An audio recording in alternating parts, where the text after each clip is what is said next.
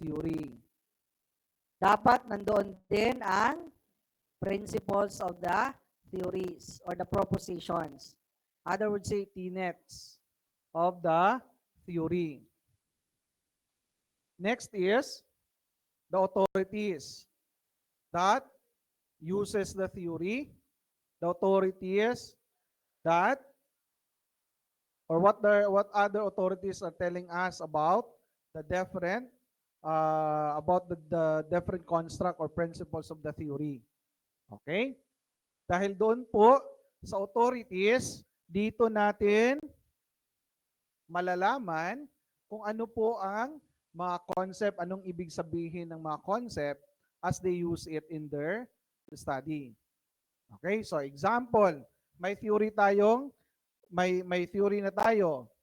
Then we were able to discuss the different propositions or the principles. Like kanina, the learner will learn or the individual learn more in the company of more knowledgeable others. Hindi po sinabi ni Vygotsky sino po si MKO. So sino pong magsasabi sa atin?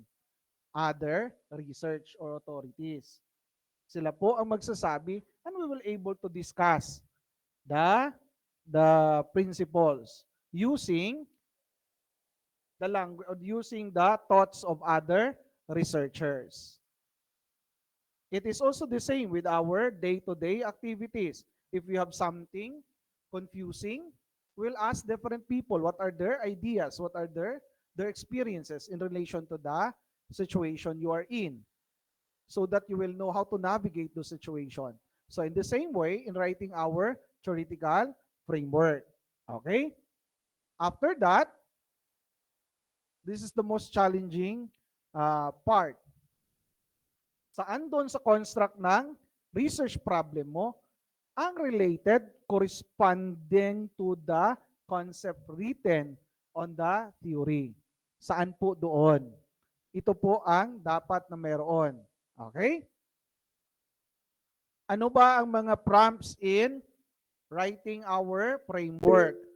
Una, common naman po ito. We start our sentence or the chapter or the section of the theoretical framework using the theoretical underpinning of this study is, or the study is supported by the theory of, or the theoretical foundation of this study, or this is the most common one na nababasa ko. The study is anchored on. Okay? Tama ba? Common ba natin nababasa? This study is anchored on. Okay? Or the study is founded on the theory of. So kayo na po mamili kung saan dyan ang gagamitin ninyo. If you are used to of the phrase, this study is anchored on, then use other prompts or if you have a better way of writing. Okay? This is not the example of a theoretical framework. No? This is our study entitled The Secession, the Effects of Women or the Effects of COVID-19 on Women. Okay? So, sabi ko nga kanina, common, kaya yun ang ginamit namin. This study is anchored on. This study is anchored on the social rule theory by Eagle and Wood. So, anong number one na requirement? Name of the theory. Followed by the author. And then, followed by the principles and propositions. Nandyan po yung principles and propositions. Ang sabi po doon, look for other authorities. Ito po si other authorities. Yan, Acker, Drudy, and then Eagle and Wood in 2016 na study nila. Okay? And you can still add some more. Wala pong problema kung dalawa or tatlo po dyan. If you can read published article, sometimes it's not only one authority. Di po ibig sabihin doon na parehas po yung sentence na ginamit nila. But the thoughts are the same. Okay? Ibig lang din pong sabihin, if you're going to read and there are more than two or three authors there, you will say that there are different authorities that says na ganito ang nangyayari. So it's become more credible. Okay? After that, the last part, connection of the theory to your study. Okay, hindi ko na po tinapos. Medyo mahaba-haba ang part na yan. Ito lang po yung excerpt lang po ang kinuha ko, no? Kaya may nakalagay diyan figure 1 kasi meron pong schematic diagram na nakasunod doon. Okay? So that is the secession study. So, balik. Anong kailangan doon sa theoretical framework? Name of the theory, author, sunod, principles, next, authorities, next, the relationship. Hindi po kailangan na pagkahaba-habang theoretical framework. Basta andoon po ang flavor na yon, okay na po yon. Okay? Again, bring your panel or your reader to use the lens that you are using para maintindihan nila kung anong nakikita mo. Okay? Next. How to do the conceptual framework naman. Again, review your research, problem, and your title. Bakit kaya nakasali na si title? Bakit may title kaya dyan? Our title, not most of the time, but all the time, contains the major concept, construct, or variables of the study. Tama? Hindi nawawala ang major variable or construct of the study sa title. So, review the title, review also the research problem. After that, again, go back. Ano ba ang construct? Again, the construct, these are concept intended for that study you have, a contextual description of the study. That does not necessarily mean that you can measure it by numbers. Klaro? Pag sinabi nating variable, these are still concept in our study but are measurable with numbers. Okay? Okay ba? Okay. Next, review the related literature to know the existing ideas about the topic, concept, construct, or variables. This is now one of the most important thing. Pag sinabi mo doon, teacher performance, ano bang ibig sabihin doon sa iba't ibang mga tao? Sunod, ano ba ang description mo sa teacher's performance? So upon synthesizing all the concept coming from your related literature, you can now make your own synthesis. Either you are going to pick one or you are going to combine two description that entails teacher's performance. Okay? Next is how other authors, other authors or the literature will tell you how to measure this variable or construct. Teacher's performance. Sabi ng isang author or literature mo, ang sinabi, teacher performance can be measured by their actual teaching performance. Tanong, ano ang ibig sabihin ng actual teaching performance? That is still abstract. So there must be a breakdown. Sabi ng isang author, the actual teaching performance can be defined as the use of strategies, the use of instructional material, the use of assessment strategies. So these are measure of actual teaching performance according to one author. Sabi naman ng isang author, hindi ka makakapagturo pag wala kang preparation. And the evidence of preparation is lesson plan. So, sabi ng isang author, lesson plan kailangan. Ngayon, sabi mo naman, kailangan ang lahat ng to. So you are now defining actual teaching performance, not only the use of strategy, instructional material, and assessment, but also the presence of the lesson plan. So andoon siya lahat. So yun ang definition mo. That becomes now the working definition as you go through with your study and data gathering. Okay? Next. Identify the key construct and variables to be included in your conceptual framework. Ano ba ang isusulat or gagamitin mo doon sa conceptual framework mo? Okay? Next, illustrate in your research the research paradigm.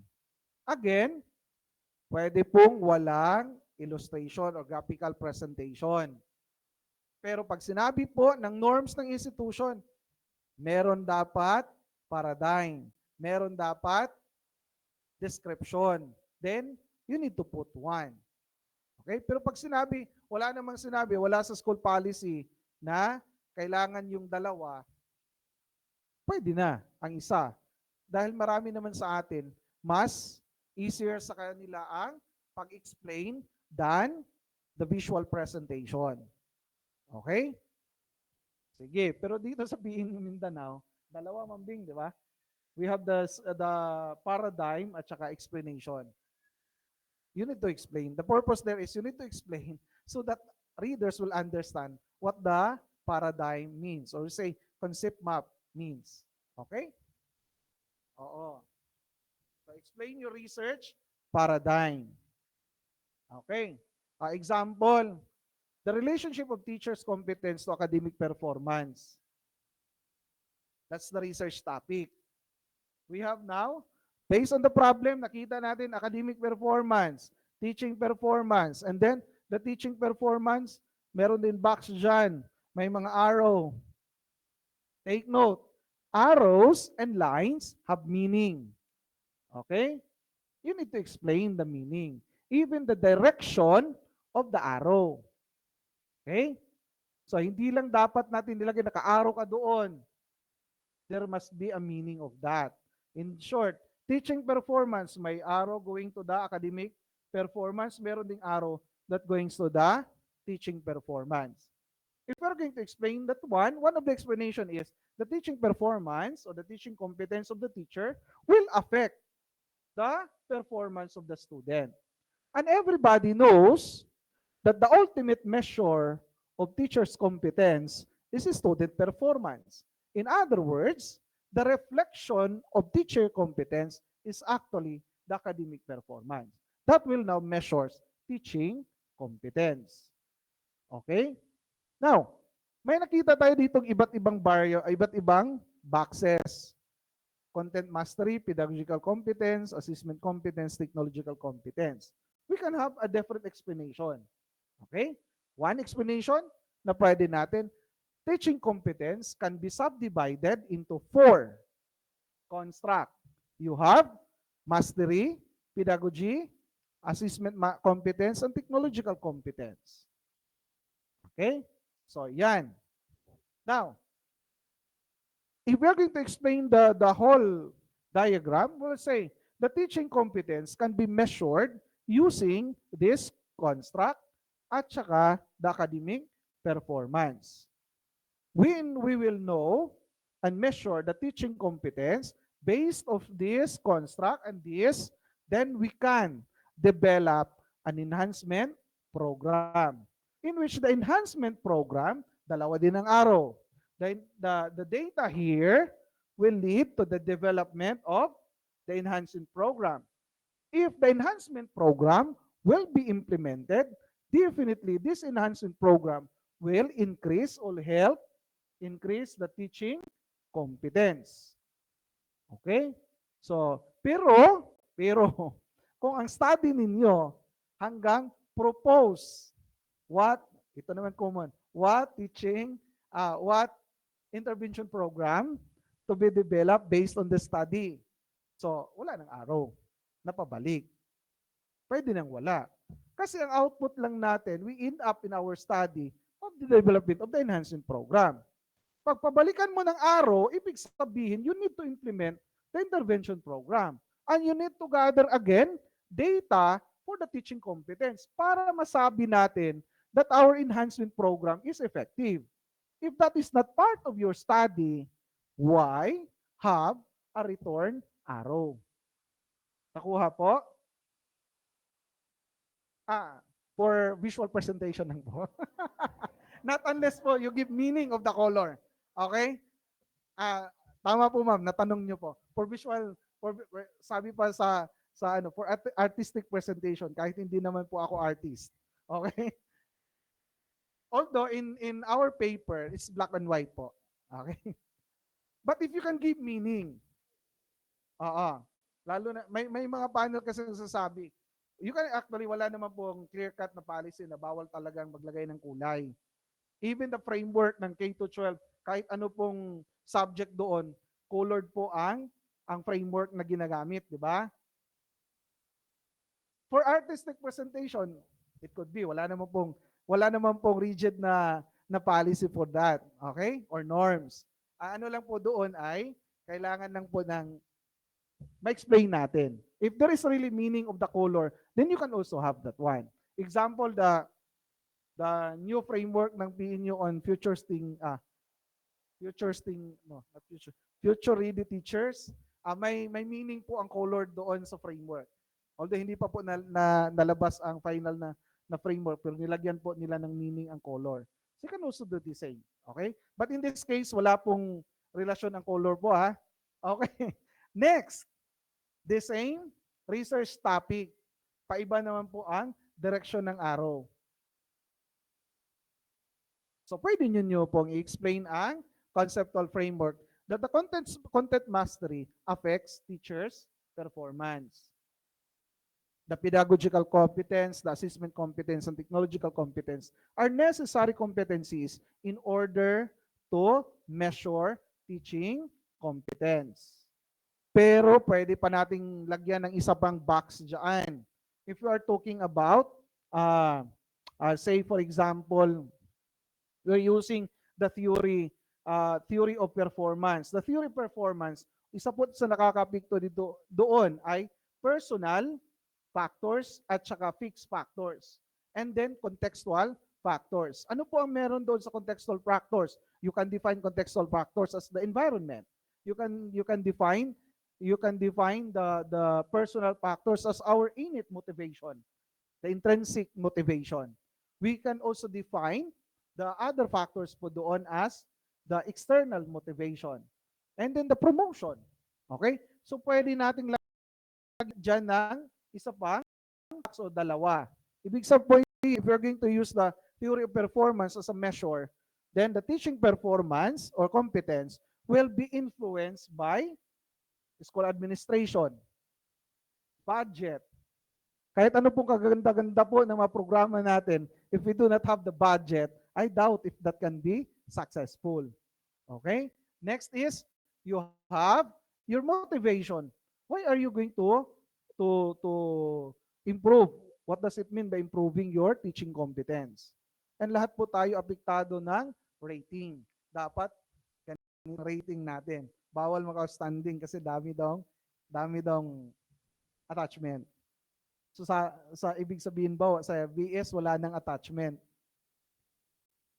So doon ka na lang sa demarcation line, 4.5 outstanding, 4.49. At least malapit na. Okay? So in other words, mga ma'am at saka sirs, in doing our conceptual framework, we can make anything concept map in relation to our research problem. Connecting the different construct na makikita po natin doon sa ating research problem. After that, explain. Kahit pa may ibang explanation ang panel o whoever the reader, at the end of the day, sa'yo po yan. Okay? Ano lang pong kailangan? Convince the reader that what you have seen is logical and could be factual. Okay? Bakit po pinapabago ng panel ang conceptual framework? Most probably, we're not able to convince them of the relationship. Okay? So, convince them of the relationship. I know, some of you, na-convince na ako, char man good di kong consider. I able to convince you that these are logical explanation of the diagram. And you can have a lot of your own description of the diagram if you want. Using the same diagram, you can have your own explanation of that. And you can even add some more if you think that there are other factors that may affect teaching competence. Hindi ko pa sinali dito ang ancillary services na pinatatanggal na ng bagong DepEd order. O, di ba? Those are factors that may affect performance. And take note, teachers are being measured on our performance inside the classroom. Okay? So, yan. Let's talk about the summary of the conceptual tsaka theoretical framework. So again, the conceptual framework, baliktad. Baliktad ang figure. It's theoretical framework, is conceptual framework. Okay? Change ko na lang mamaya pagbigay ng material sa inyo po. Okay? So it offers a broad context. Theoretical framework offers a broad context. And then the conceptual framework offers the specific context. Nasundan nyo naman siguro, we start with a broad concept, the theory, discussing the theory and relating it to our study. After that, we are contextualizing the perspective of the theory using the different concept in our problem to build the conceptual framework. Okay? Next, it's based on concept, which are the main variables in the study or main construct of the study. It takes the shape of a model that serves as the foundation for a study. Here, the model is being developed by the researcher. Here, the model is already developed.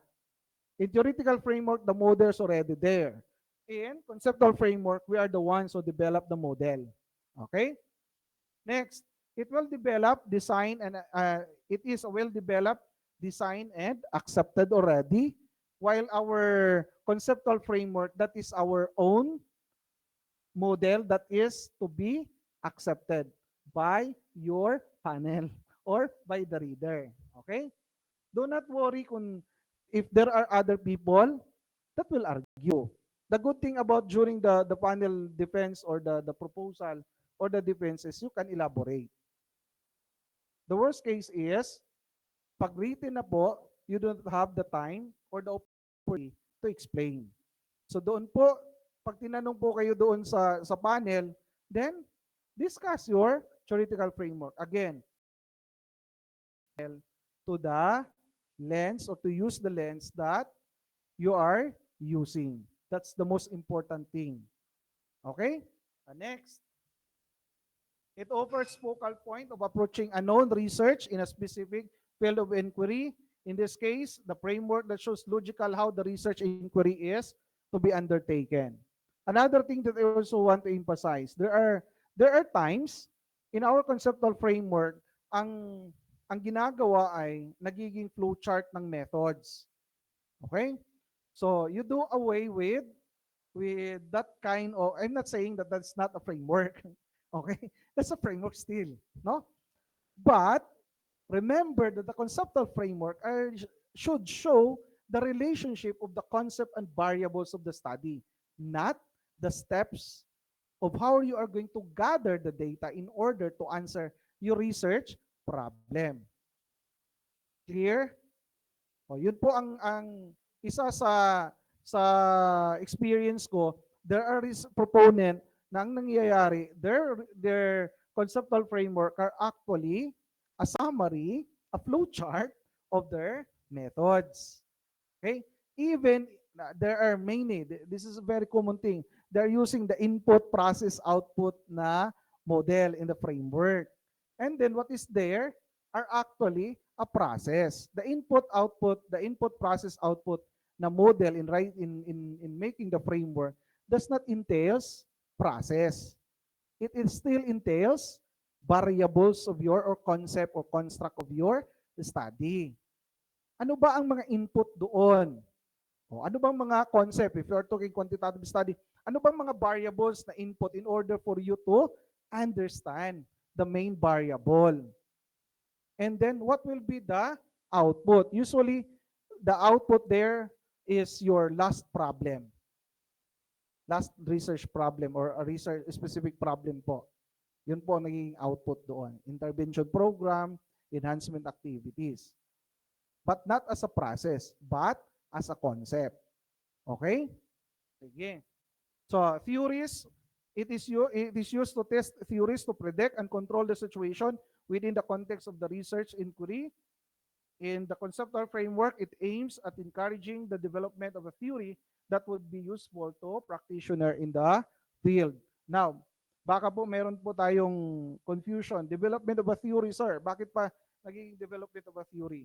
Most of the time kasi na qualitative research, since it is inductive method, ang proseso po niya, most of the time we end up with a model or a theory. Okay?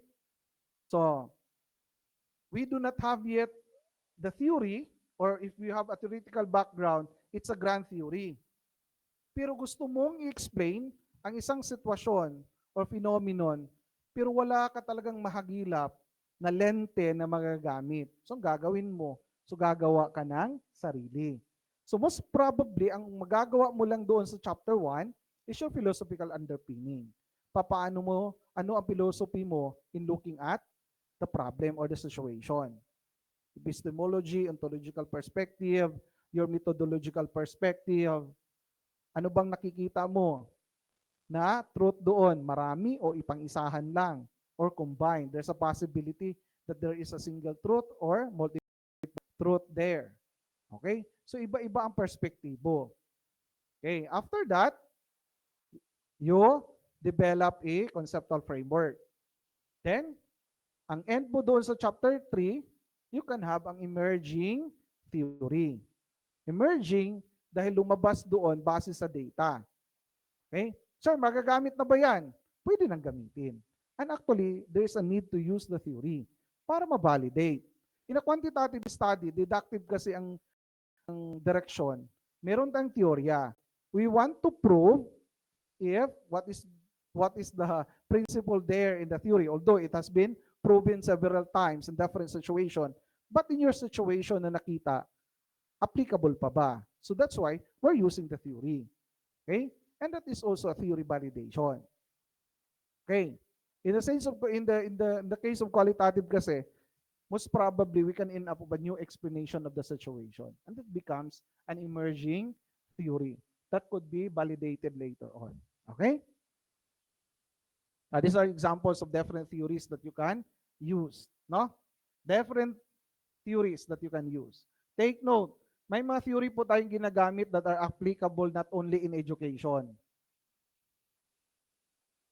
Many of the theories are actually grand theories that are applicable in any field.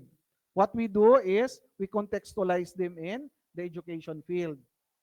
And after that, we still contextualize them to our own study. Okay?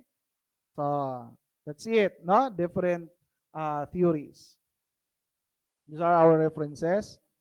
Thank you, but not goodbye.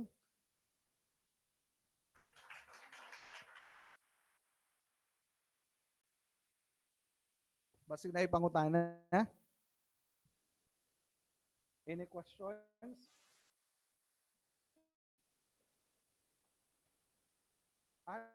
May question online. Sige po.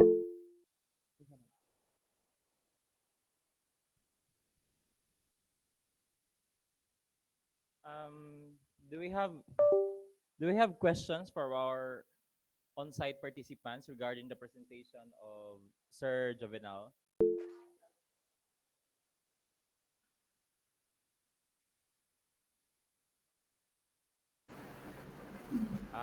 Yes. Yes po, ma'am. You are recognized, ma'am.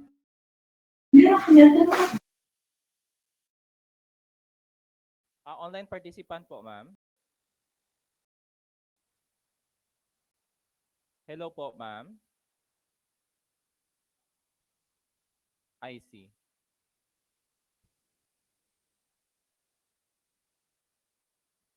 No clarifications? I'm curious. Okay, so thank you, Sir Jovenal, for your presentation. We are now clarified on the concepts behind the difference between theoretical framework, theoretical framework, and how we transpire this in the formulation of our conceptual framework. And this will be substantiated in how we present our research paradigm. And mostly of us are fond of using the APO. One of the training they attended, one of the speaker also said that we should have to avoid that one or using that one because somehow it it show the processes somewhat like a methodology on the research paper, not the connections between the constructs and the concepts presented on your paper. Ayan, so as a form of appreciation, represent this plaque of recognition. The plaque of recognition is still there.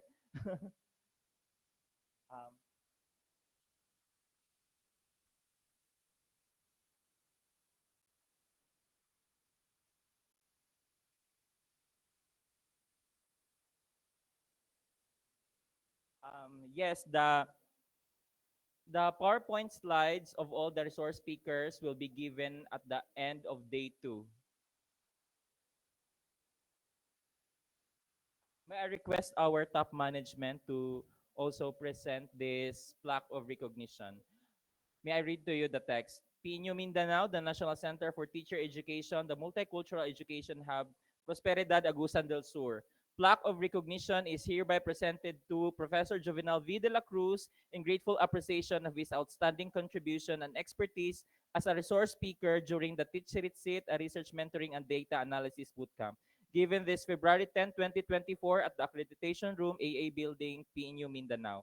Signed by our very own Executive Director and Provost, PNU Mindanao, Dr. Adeline M. Costello Abrea.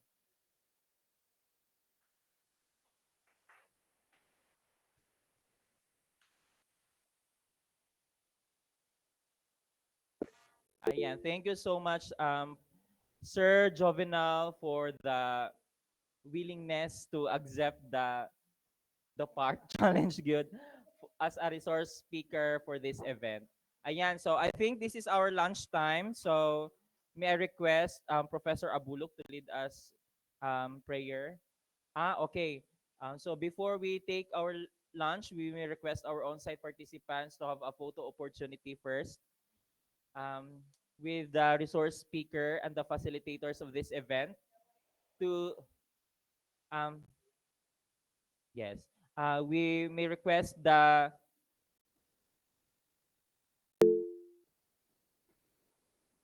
may request our Dean for Academics and the Hub, the Director for Requad, and the Research and Publication Head, Dr. Bermiso. Maybe you can sit, um, maybe the top of you can sit on this, yes, good.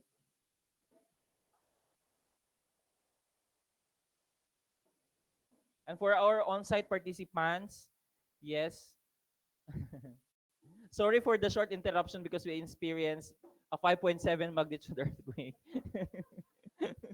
No, in Esperanza, Agusan del Sur. Esperanza, yung epicenter. Asa, particular in Guadalupe, Esperanza. Is Guadalupe part in Esperanza? Ah, yes po. 5.9? Okay. So, hindi na sa hinatuan. Sige, may we request our on-site participants to come here on the front?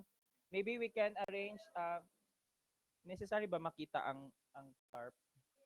Sige. Maybe,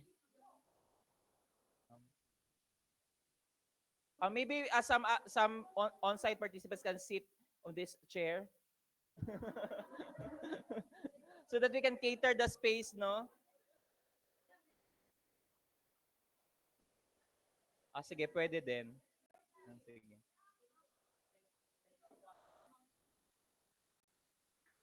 Tuk pasulod anak. Anindog kami diri.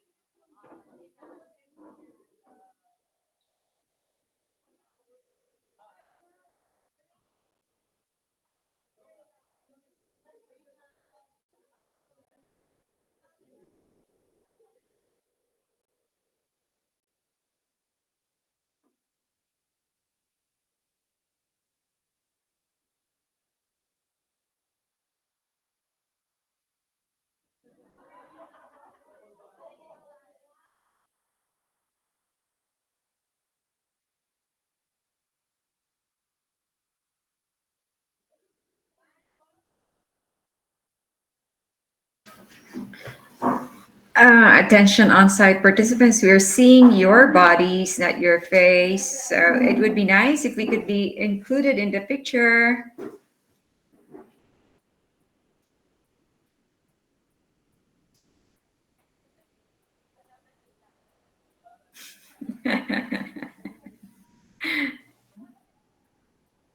Hi, Mama Rose. Hi, Mark. Hello, Origin emergency alert in the RRMC. Oh my God. Hi, Mama For our Doreen. online participants, Hello. we may We will. request I the will have my facilitator to print capture screen the screen for the so you documentation. can see.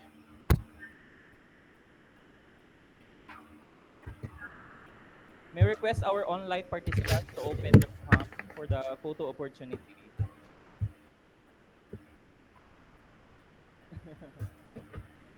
Oo. Murag naibot ba?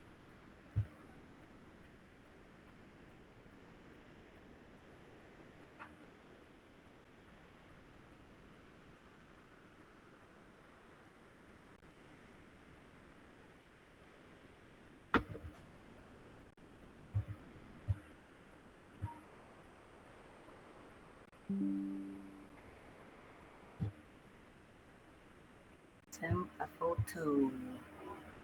I hope we're okay. Ayan. We may request our online participants to open their cameras for the photo opportunity.